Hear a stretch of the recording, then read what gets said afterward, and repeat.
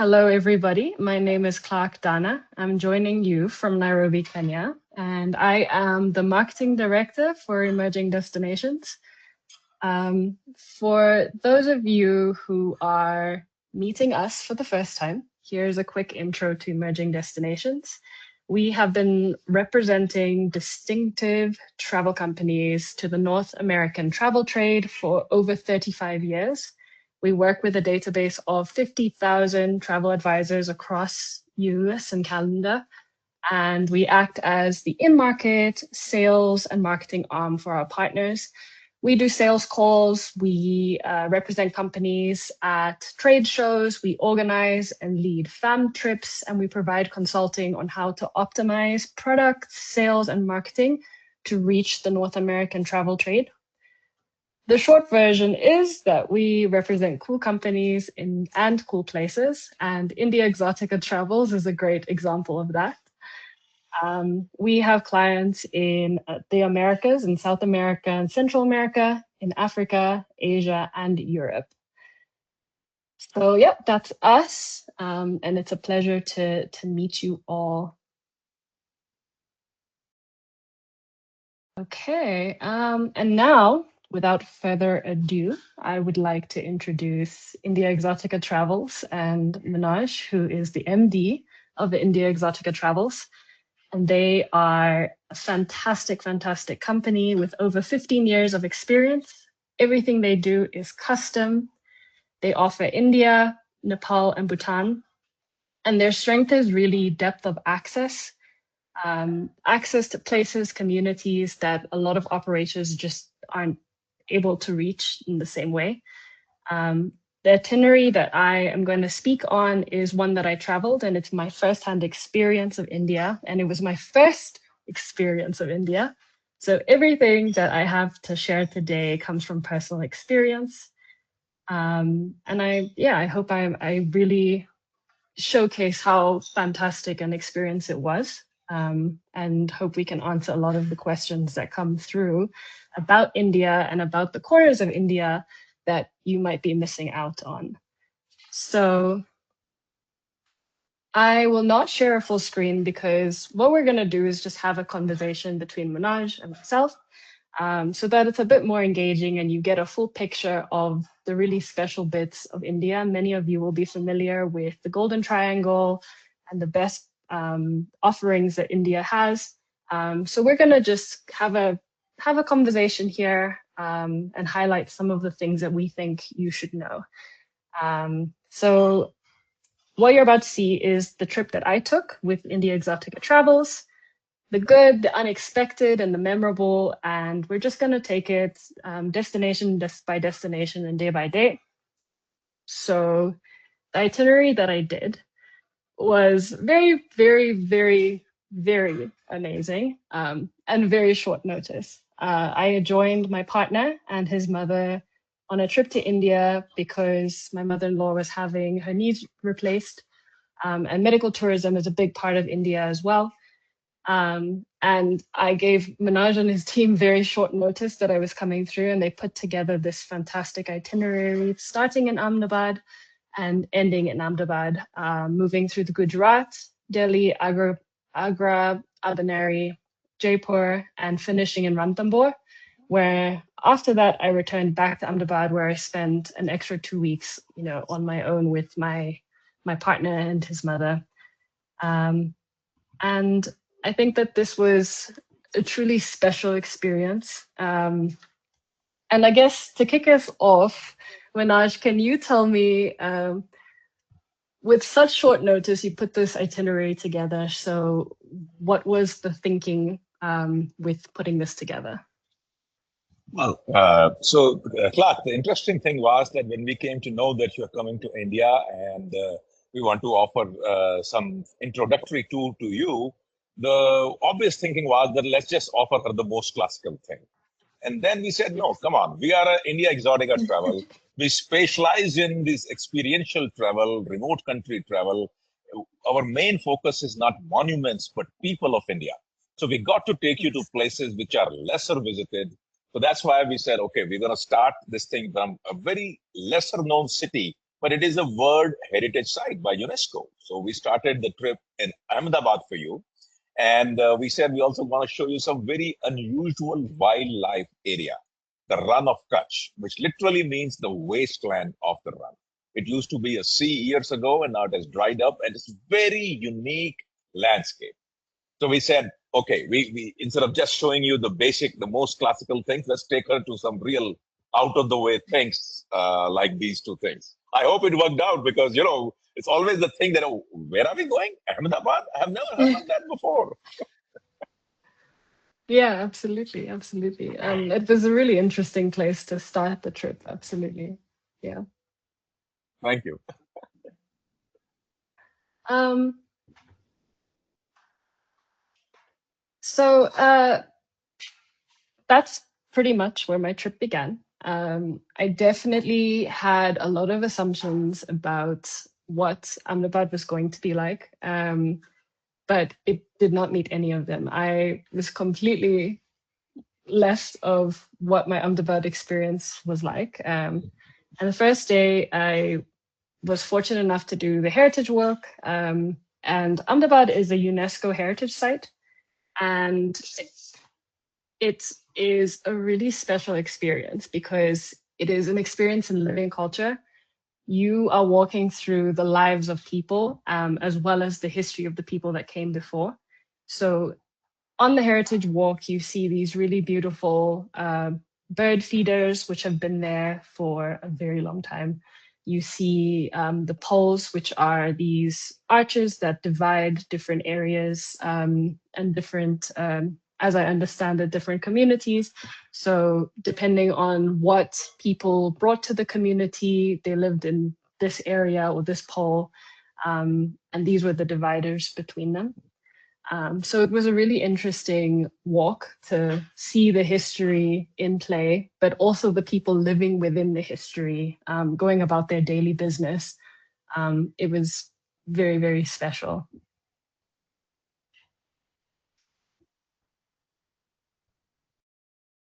Um, okay, so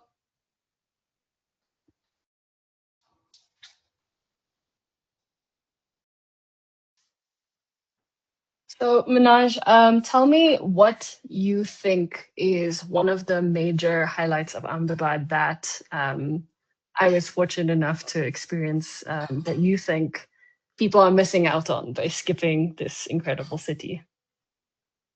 I think some of the most amazing things about Ahmedabad are its architecture because it is a mix of Indo-Saracenic. You have the amazing Ahmad Shahi mosques there in that area, the great Jali work, the Havelis with the beautiful woodwork. And as far as textile is concerned, I think among all of India, most varied textile, and Ahmedabad is a place to experience all of that. So I think that makes Ahmedabad truly special. I think the Calico Museum there in Ahmedabad, if you are really into textile, is one of the finest museums in the world. If you get a chance to go to places like that, that really makes Ahmedabad a very special place. And it's a launching pad for quite a few cities around it, like the wildlife place that you visited. Yes, absolutely. And I think one of the interesting things that I found about Ahmedabad, which is something people will miss, is Gujarati cuisine. There is a lot of food to be enjoyed. Ahmedabad is quite interesting. It is a very vegetarian area, so most Gujarati people are vegetarians. You can have meat in most uh, popular restaurants, but vegetarian is the norm, and it is a dry state. So alcohol is not served in most establishments. You can purchase, in some establishments, you can go and purchase your own, but as a rule, most establishments will not serve alcohol at all. So it is dry, a dry state, vegetables primarily, but you don't miss meat. I must say, as a meat eater myself, I did not, I did not for a second wish that I could have meat. The food that is available is unbelievable. I was able to go to quite a few places, including this restaurant, Mirch Masala, which was a Bollywood themed restaurant that shows if you are a Bollywood fan, and even if you're not, you can kind of step into the culture of it, and it gives you a new appreciation for it. But the whole restaurant is covered in Bollywood themed references, and it was super interesting. I also went to this restaurant, the Lucky restaurant, where you have a cup of chai, and by my rating, Ahmedabad's best chai, in a restaurant that was formerly a graveyard. And this can be quite unsettling for some people, but it's one of these highly rated places that a lot of people want to go to in Ahmedabad. The owner did not know that they were buying a plot on a graveyard, and he felt bad about, uplifting these graves. So he just built around them, and a lot of people feel that they're paying respect. So that was a very cool experience. And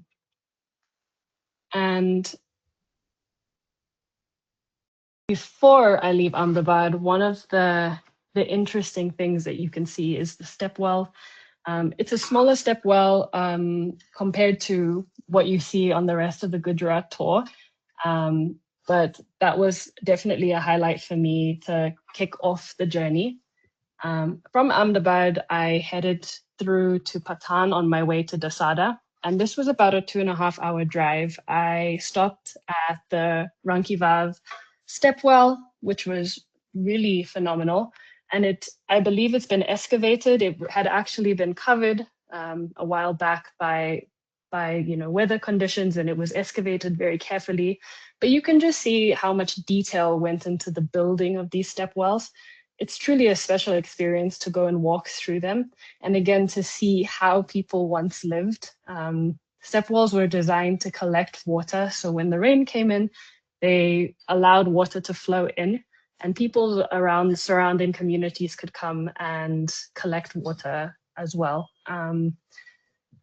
And this was just one of the stops. I also went to the Madura Sun Temple, which is interesting because this was a religion that was centered around the sun. And I believe there's not a lot known about the people that were in this religion. It was a very temporary time in the 11th century where this was built. Again, a lot of detail in the design.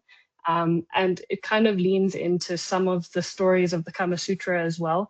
But it is definitely a worthwhile site on your way to Dasada. And yeah, it was a fantastic experience as well. And day 3 brought me to the little run of Kuch, Dasada, as Manoj mentioned. Hello, Clarke and Manoj. Sorry to interrupt Hey, you. This is Anna with Hi, Emerging Anna. Destinations. Clarke, if you can change the slides, because we are missing some of your pictures while you are speaking about those amazing sites. So that would be amazing, because we still have the first welcome slide on the screen. Oh, it's not changing? It's not changing. So yeah. Oh, my apologies. What a shame. No, I it's was okay. just going from slide to slide. Just interrupted Thanks, because Anna. we were missing, and I know that you have some amazing pictures of these places. So I don't want that our attendees are missing those places. All right. Okay. Sorry about that, everybody. Well, a quick walk over everything here, the bird feeders in Ahmedabad, the mosque that I went to. This was the Lucky restaurant with the graveyard And and you're the not sharing your tigress. screen now. Sorry, you need to share your screen again because you stopped sharing. My apologies.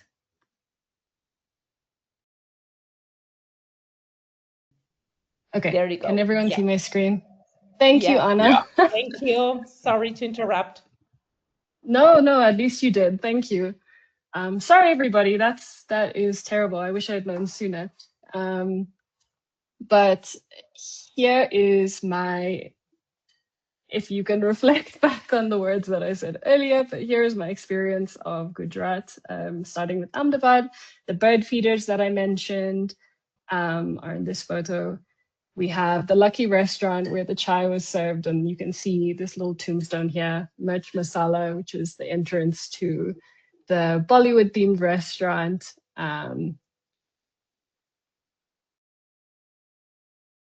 And the stepwell that I mentioned in leaving Ahmedabad. Manoj, feel free to jump in with more of the details on that, because I know I missed a few things there.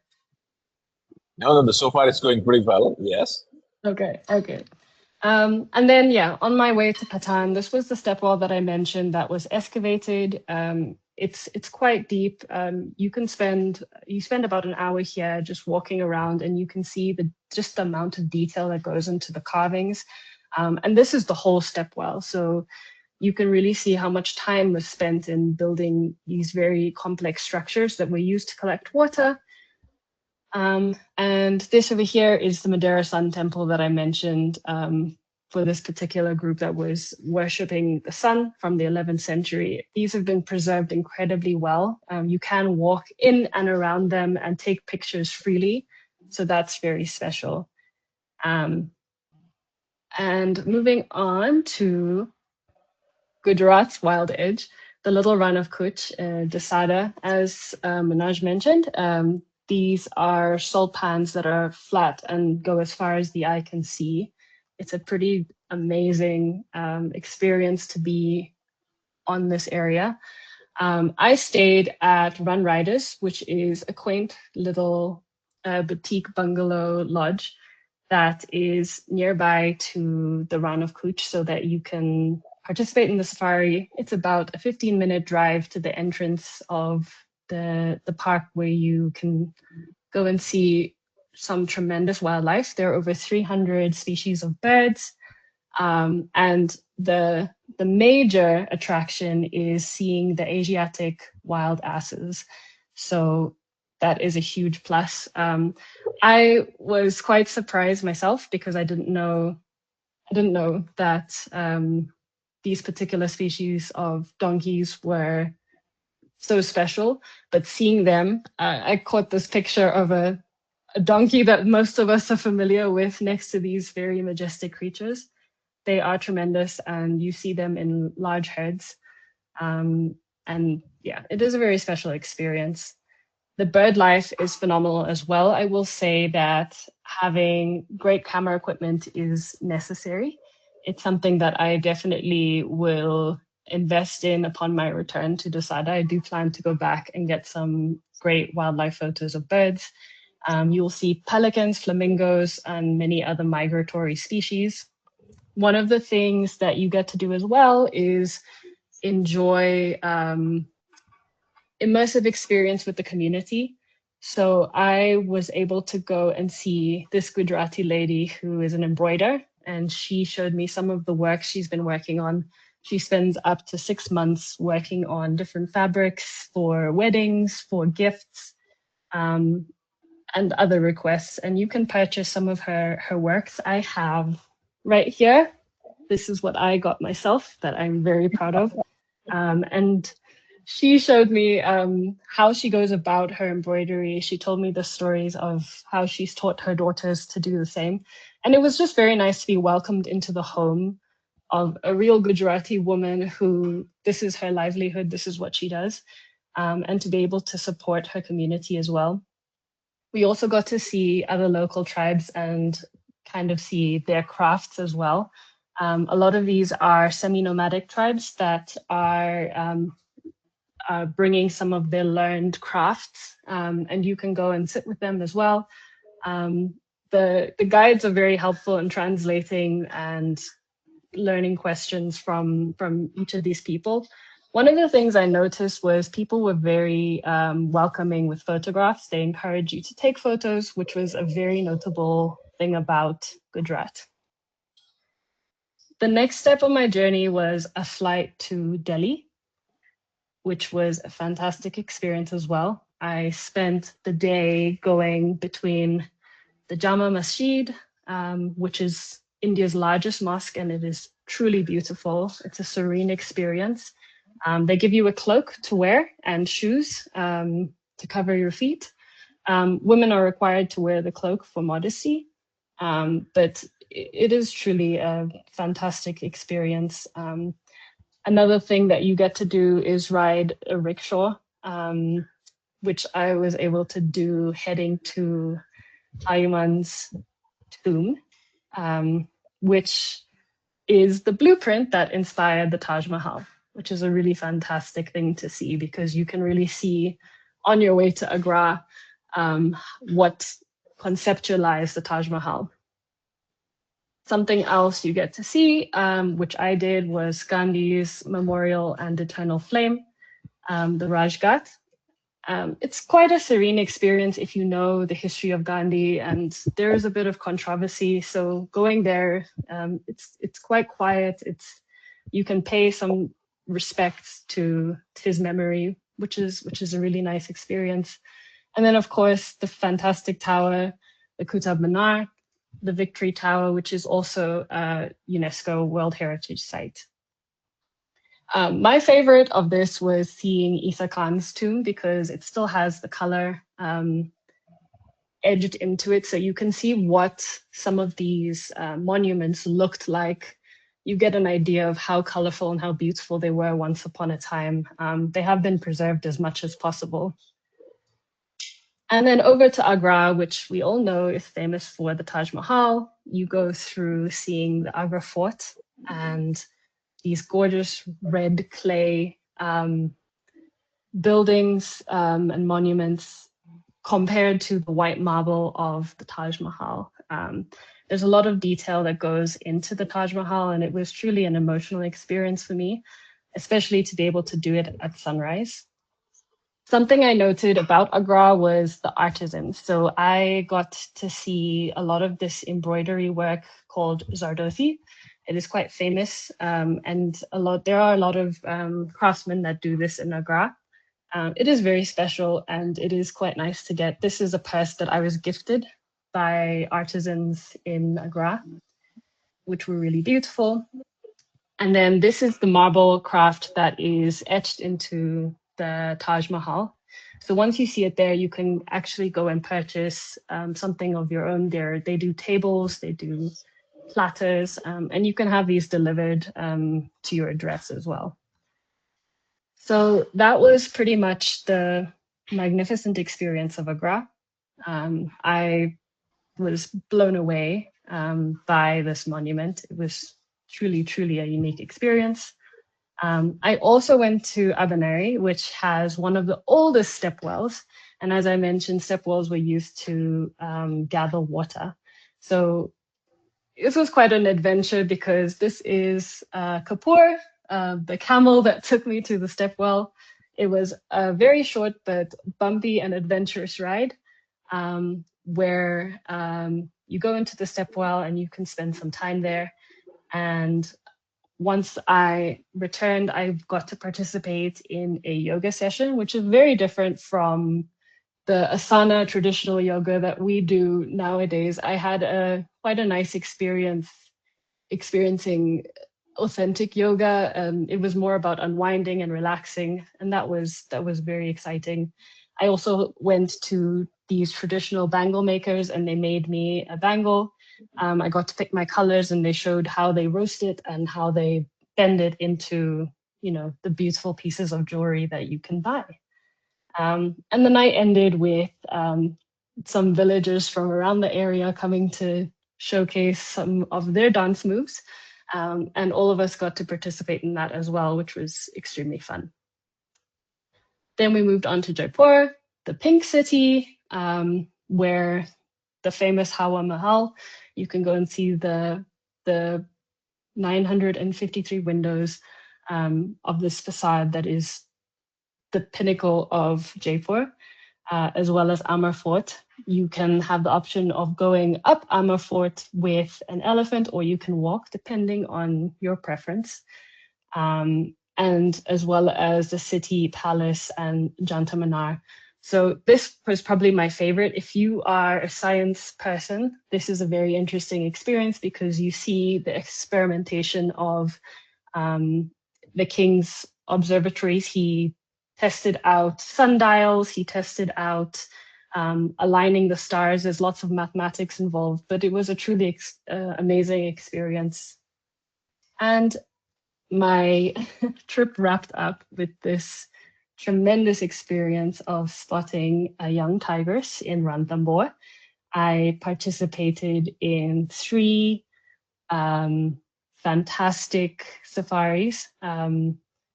It was morning, afternoon, and then the following morning, and I was able to see a tiger. I saw a sloth bear and a few other deer, the blue bull, which is the biggest antelope in India, crocodiles, and so many bird species. But it really surprised me how beautiful Ranthambore is. There's so many bodies of water that create these beautiful reflections. So it's a true photographer's dream. Yes, this was a truly special experience. So thank you to Manoj and his team for putting this together for me. I am not sure if we have lost Manoj.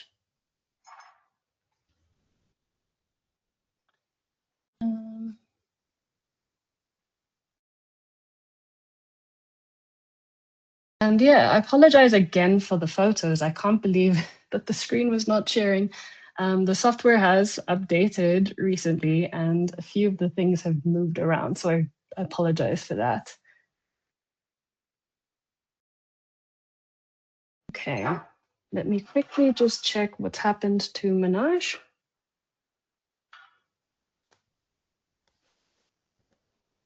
And in the meantime, we encourage all travel advisors connected today to type any questions you may have on the control panel on your right, so we can make sure to answer your questions before we end this webinar with Clarke, who's sharing her amazing experience in India. So if you have any questions, please type those on your control panel. And besides that, please remember that as we do with all our webinars, we will be sending a follow-up email which will include this presentation, as well as some marketing materials from India Exotica Travels, some like sample itineraries to spark your client interest, and also a photo gallery in case you want to create a nice post on your social media to promote or to encourage your clients to have India on the radar and think about India for their next trip. We will make sure to share with you some sample itineraries and photos so you can market that with your own database. So not sure if we have Manoj back to the session, Clarke. Otherwise, we can. So it looks like Manoj is having some connectivity issues. Okay.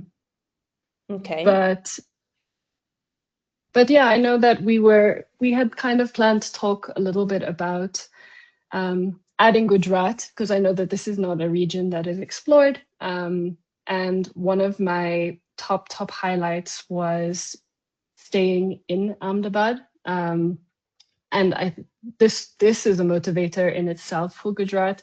I stayed at the House of MG, which is a palace mansion that was sold, and the descendants of the family came back and rebought it, and they decorated it similar to how it was in their history. Staying in here was like staying in a museum. It was completely authentic to Gujarati culture. You also get to have tea with the family. I spent 2 nights here after my itinerary ended, and I definitely didn't want to leave. So this was definitely one of the highlights, as well as the palatial accommodations that are available to you in Jaipur. If you want to experience what it's like to feel like royalty, this is definitely something that's worth doing. I think that investing in staying in places like this is a part of the itinerary in itself. The Rambagh Palace has its own museum area. They allow a tour of the property, and when there are weddings happening, so November is peak for this, you experience a whole different part of India. You can witness the most beautiful weddings that happen. So that is also another highlight that you can consider when you're planning an itinerary for India. I have a question for you, Clarke. Actually, one of the travel advisors is asking, how did you get around during your trip? You flew to Delhi, but Yes. how else did you travel in between cities or the different areas? That's a great question. So I went by road for most of the trip. I did fly to Delhi with Air India from Ahmedabad, but I drove from Ahmedabad through to Patan to Dasada, back to Ahmedabad, flew to Delhi, and then drove the rest of the trip between Adaneri, Agra, and Jaipur. Then drove to Ranthambore, back to Jaipur, and then flew back to Ahmedabad. It was quite easy to get around. I did have a fantastic driver who made it a really comfortable experience. And the drives were quite pleasant because you do see a lot of different cultural experiences along the way. You can stop at different restaurants and enjoy different local experiences. There were a lot of food that I got to try. Sev, I can't remember the name of this. Sev Puri was my favorite, and I highly recommend that. And that only happened because I was able to go by road. So yeah, that's how I was able to get around with India Exotica Travels. A question I also got along the way was, did I feel unsafe? I went on my own. And as a woman, it was something that a lot of people asked me, like, how did you feel about your safety? There wasn't a moment where I felt unsafe or questioned my safety. The guides were incredibly professional, and they made sure that at every point I was comfortable and I didn't have to worry about anything. I didn't worry about my equipment, my bags, about leaving things in rooms. It was truly a blissful experience. So yeah, that was definitely some of the questions that I got. Amazing. And then we have another question here from Sarah. How much does it cost to stay at a palace like the one that you are sharing on your screen? And while we have lost Manoj because of connectivity, I was checking the rates. And of course, everything depends on the season and a lot of factors, but just a roughly idea, it can start at something around $400, $500 per room per night. But again, it depends on the season, of course. So India Exotica Travel is more than happy when putting together an itinerary for you or for your clients, of course, to customize everything and check availability and special rates. And they have great negotiations with the most demanding policies like this one. So they will make sure to customize that itinerary and offer you the best available rate depending on the date that you are traveling. Yeah. No, and that's absolutely true. And something Manoj told me when I did meet him in Delhi was, India is not expensive. So the caliber of accommodation that's available to you is really incomparable to anywhere else. Something else that was fantastic about this accommodation is I'm a diabetic, and that can be really tricky with travel. Having sugar-free options for desserts and main courses was easily accessible along my trip the entire time. Of course, diabetes is very common in India, but this is something that they cater for. Gluten-free, sugar-free, a lot of dietary restrictions were catered for, which I found very special, and it's not something I've experienced before. So that was another fantastic detail about, this experience.